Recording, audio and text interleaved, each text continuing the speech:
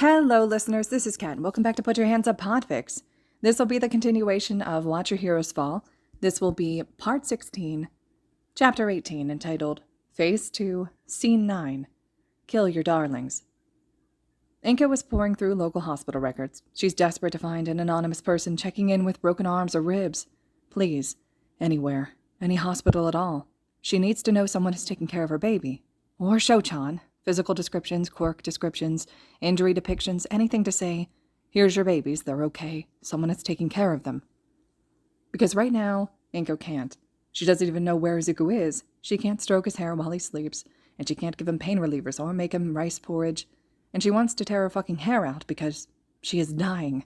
Her baby is certain she can't do anything, and she would give every breath left in her lifetime, every assurance of safety, every possession she's ever had. Anything to trade places with him, to take his pain, to even just hug him and let him know that even if the whole world is against him, his mother is waiting with love for him to come home. She hasn't eaten since she saw the news broadcast yesterday. She went into her shift at the hospital last night, her eyes burning for a glimpse of green hair, two-toned hair, purple scars, anyone who could tell her how her son is doing. She saw nothing. A string of toddlers and teenagers and office workers, and the elderly with this year's brand of the flu. Some drunk and disorderly fallout, an old man who fell out of bed, a stomach ache, and a broken leg, on a kid falling out of a tree trying to get her cat down. She's running on fumes and panic and whatever hormones come specific to motherhood. And there's nothing. She has looked at every patient's intake paperwork in the last 24 hours from her hospital, the neighboring area's hospital, and every hospital Izuku could have conceivably gone to. She has scanned every fucking file, every physical description, every quirk entry box, every injury assessment, everything, and nothing. Izuku never went to a hospital. Neither did Shoto, or that boy with the purple skin. They never went to the hospital. Inko sinks deeper into her dining room chair, pushing the papers on the table aside so she doesn't have to look at Suzuki Yuki, 29, brain hemorrhage, Inui Hana, 98, oral cancer, Takana Go, 51, alcohol poisoning, Watanabe Nona, 4, hazardous quirk manifestation. There's a knock at the front door. It's probably Detective Ishikawa, back for more questions. Every time Izuku has made a public appearance, the man wants to run the whole line of questioning again. Have you seen your son since? Did you know about? Can you tell us? And no, Inko can't tell him anything, even if she wanted to, which she doesn't. She hopes Ishikawa's job is a wild goose chase and that he finds nothing and Izuku gets to come home without issue because her son is not a criminal, goddammit. But there's another knock at the front door, so Inko scrubs at her eyes, pulls her bun around a little tighter, straightens the scrubs she hasn't yet changed out of, and goes to open the door. She does not immediately recognize him, but after searching his haggard expression, for a moment she recognizes the man from the press conference all those months ago, Izuku's homeroom teacher, Aizawa Shota. If he wasn't out of breath, with red-rimmed eyes and a pinch between his brows, she would have slammed the door in his face, but he is, so he holds her attention. She doesn't open the door any wider, though. She lets him stand in the chilled air on her doorstep. The first thing he says is, I fought your son. When the League infiltrated UA last week, I fought him. He was distracting me. Inko feels the rage boiling, and she narrows her eyes to keep it from seeping out there. No, I watched that press conference, and she has to hiss. The one you didn't bother showing up to. Izuku gave a speech to his classmates about quirk discrimination and the failure of the schools. That was Toga Himiko disguised as Izuku. Aizawa says he's impressively stone-faced for a man so clearly falling apart. Izuku was across campus keeping me in my office. Why wasn't that in the press conference? Inko asks. She can feel the dam keeping the boiling at bay, fracturing with the chill of fear. Aizawa doesn't miss Inko's unasked question. Why did no one tell me? He says, it was... His voice cracks. Inko feels her brows furrow, but can't identify the corresponding emotion. It might be sympathy. It might be confusion. It might be more anger. It was kept confidential to save face for the school. And the dam snaps in the middle. Inko wipes a tear that had slipped past the dam. The chill of the outside world dries the wet track the tear left. She would tell Aizawa to get the hell off her doorstep if he wasn't a mirror right now. She opens the door wider. She invites him in. She sits him at her dining room table, and She doesn't bother shuffling the papers into an organized stack because she doesn't care to make herself presentable for the man who is part of the system that failed her son so spectacularly. And because she thinks the papers might ease some of his guilt because he'll know that he isn't the only one who failed him. She makes him tea because she was already making a cup for herself, and because it's a habit to be accommodating to Izuku's teachers when they came to her with fictitious problems they expected her to solve. She gives him the tea. He takes it without looking up at her because he's too busy reading about Yamada Junko, 15, self-harm and suicidal ideation. Yamada Junko has an A written in her quirk identification box. Quirkless. He stares at that while Inko settles herself across from him at the table. Aizawa, isn't it? Call me Shota. Shota, then. How old are you? 30. You don't look 30. I'm not aging well. I didn't say you looked older. I let this happen. Shota suddenly snaps. To Midoriya, to your son, to Todoroki, Yaoyorozu, and Shinsou. It's all my fault. Inko considers this. Shota is a whole decade younger than her. A grown man, yes, but from where she sits, how young. She was rocking Izuku to sleep as a baby when this man was 15. Even now, as a grown man, he seems so small to her. Or maybe she's projecting because Izuku seems so grown up on the news, taking blows she knew he could dodge. But Shota is still going. When Izuku confronted me at the UA infiltration, he told me something was happening to Todoroki. He made me promise to stop it, but I couldn't even figure out what it was, and now Todoroki is gone, and they're both hurt. He breathes. He manages to soldier up and put that stone face back on, even inside where it's warmer. I failed them all. Inko feels some pressure released from the dam. The crack from earlier, the single oceanic tear that escaped the boiling reservoir, has lowered the surface pressure to something manageable. She sips her tea, leans her head on her hand. Do you know what I found interesting about that article Izuku put out last week? Article? About Mineta Minoru. Shota seemed surprised to hear that Izuku wrote it. It never did have a stated author, so Inko supposes it's fair. Shota isn't a literature teacher, and he doesn't seem the kind to assign busy work essays, but Inko has been reading her son's essays for 10 years now, and she knows what he sounds like in writing. Still, Shota puts it together fast enough. He wrote it, and sold it to Japan's largest news outlet. Who ran it faster than anything because UA was already weak? Inko finishes. She's no genius, not like Izuku, but when the puzzle pieces are lying all over the floor like that, even a normal person can put it together given time. You know what was interesting, though, Shota? And Shota shakes his head, and Inko answers. You weren't in it. Nobody at the bar, the League of Villains, was angry or shocked at how the fight with Mirko turned out. Nobody screamed at Izuku for the way that Shota folded like a card table after the poker's finished, or the way Dabi's scars had torn open at all the edges, or the way Izuku's entire midsection and arms were mottled purple and dappled black. No, this was all according to plan. The first step was dropping off Himiko and Momo around the corner.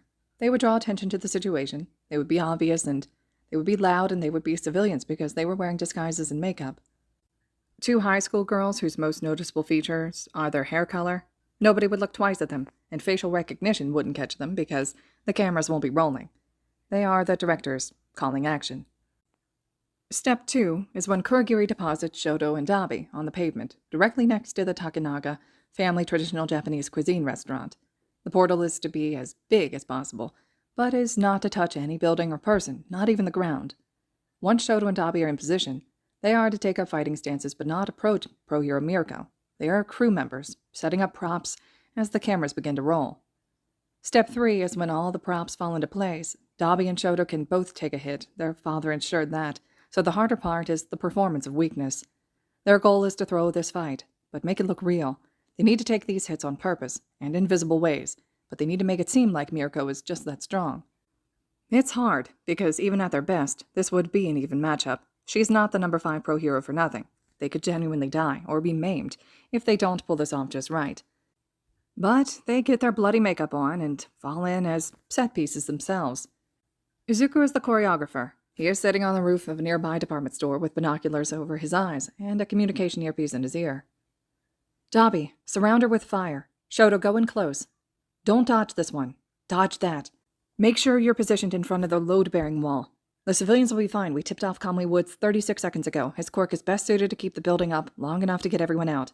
Shoto, play up the injuries a bit. Yes, just like that. Perfect, darling. Dabi, extraction. Kurogiri, warp me down to cover their escape. Hitoshi, your turn. We're done here. Let's go. Hitoshi's job, of course, is to end the scene. He is the star of the show and a prop.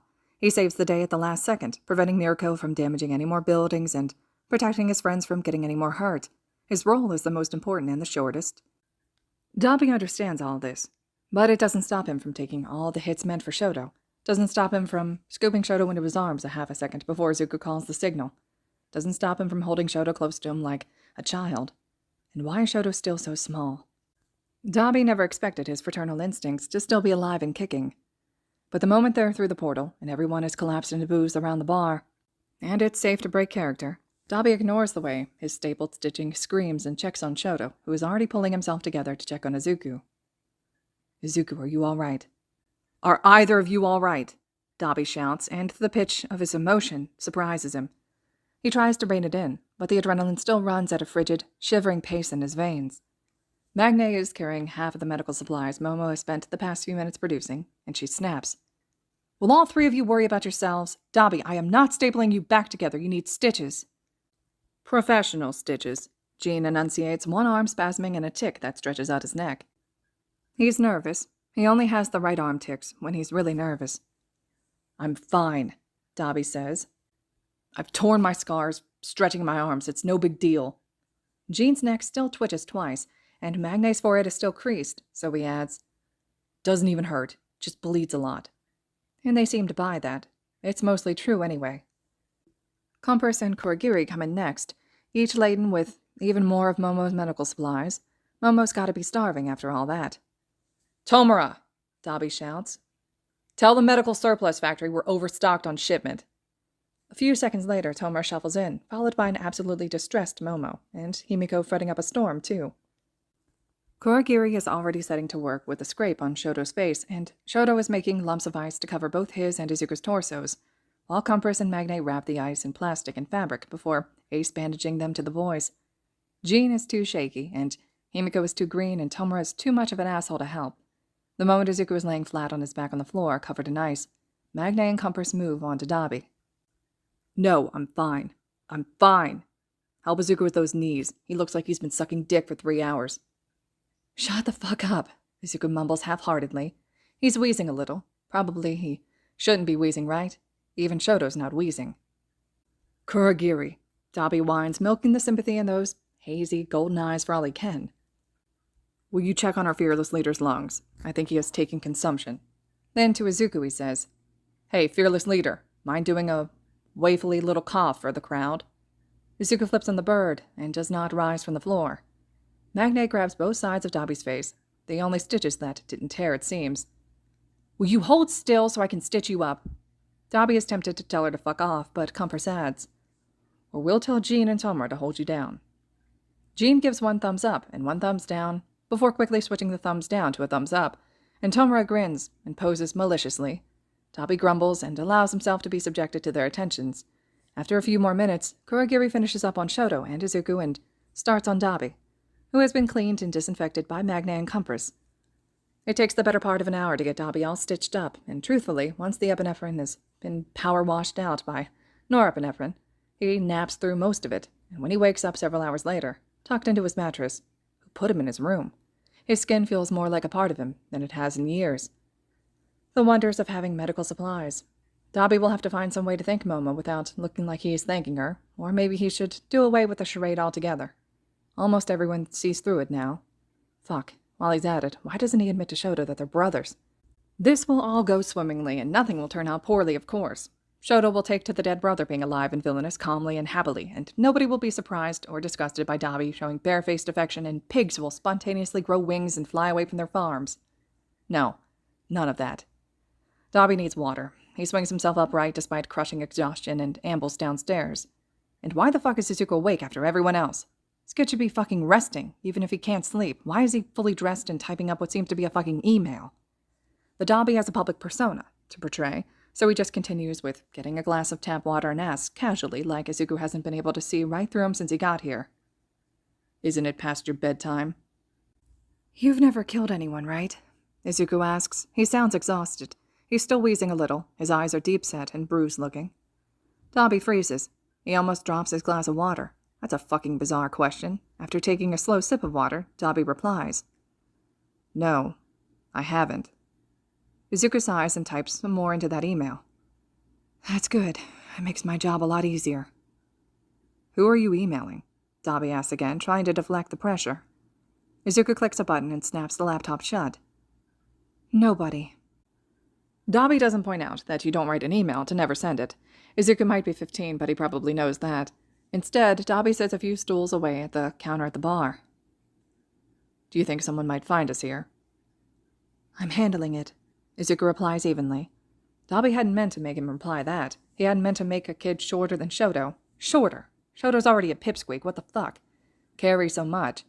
He didn't mean it like that. He just meant to change the subject from something so heavy.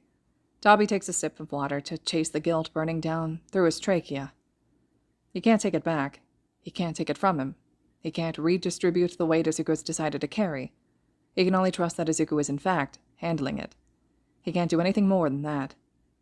He tries to change the subject again. Hey, during that fight earlier, you could have dodged that hit. Then it would have hit you and Shoto. No, but I mean, like, you got that powerful quirk or whatever. One flick of your fingers and Mirka would have gone flying back. Izuku recoils at that. How strange. She wouldn't have even been hurt, Dabi adds, and is confused when it doesn't alleviate Izuku's tense posture. Would have been a clean getaway, and you wouldn't be wheezing like that. I'm not wheezing, Izuku snaps and tries to make it sound like he's not lying. Dabi puts his hands up. I'm not fighting you, kid. Just wondering. It works. Izuku deflates. He sets his head on the counter. I don't want to use his quirk to destroy what he built. Dabi is tempted to ask. There are a lot of openings for questions in there. More openings than maybe any other sentence Dabi has heard Izuku speak since he joined up. But he's also thinking maybe it would feel nice for Izuku to not need to force such personal justifications when he's already so tired. Dabi finishes his glass of water. Well, whatever the fuck that means. He mumbles, just to kill the conversation, but Izuku doesn't respond. His head stays pillowed on his arms, on the bar. His wheezing breaths are slow and even and deep. He's asleep, Dabi realizes. On his way up the stairs, Dabi feels the distinct timp of 2 stitches tearing at his wrist, where he's carrying Izuku to bed. All right, listeners. This concludes Chapter 18 of Watch Your Heroes Fall. Chapter 19 will be next. I hope you all are still enjoying, and as always, thank you so much for listening.